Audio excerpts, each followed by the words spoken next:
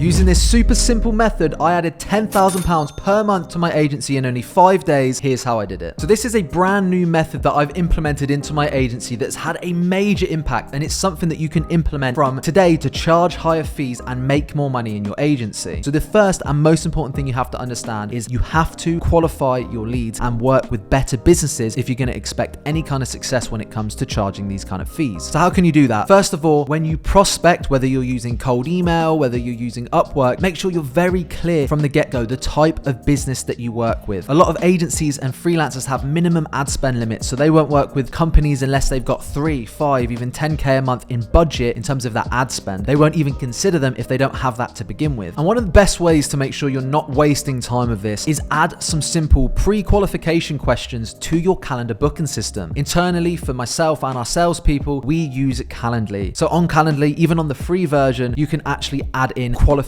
questions. In there, you can ask for the website, email, all this great stuff, but you can just also ask straight away, what is your desired monthly ad spend? Before you ever even jump on a call, then you can make sure that that business is qualified before you waste 30, 40 an hour on a discovery call with somebody who's never going to actually be able to afford to pay higher fees for your services. So the easiest way that you can increase your prices isn't just by charging a higher retainer. The best way that I've single-handedly noticed, I've got 3 examples for you this last week alone, which has actually allowed me to add 10K a month to my agency, is you want to charge based off of ad spend or profit-based deals. Just think about it. If you take on a business that's spending 30, 50, 100K a month, and you go in and charge 10%, 9%, 8%, 7% of ad spend, and that client is spending 100K a month, there is your 7K per month retainer. Think about it. If you go in saying we charge 7% of ad spend, or you go in and straight, okay, we charge a flat retainer of £7,000 per month, even though it's the same figure, psychologically, when you charge at a percentage of ad spend, it makes far more logical sense for the client. They can justify it a lot more as well. It does make sense, right? The more the ad spend there is, the more management, maintenance, oversight that account takes, the more love and care that needs to go into it, the more moving parts, therefore the higher the fee because the more it needs to be managed. That makes logical sense. When you just go straight in with a high retainer, at times people don't necessarily have that same logical equation in their head. So we've noticed our yes rate to these higher fees is way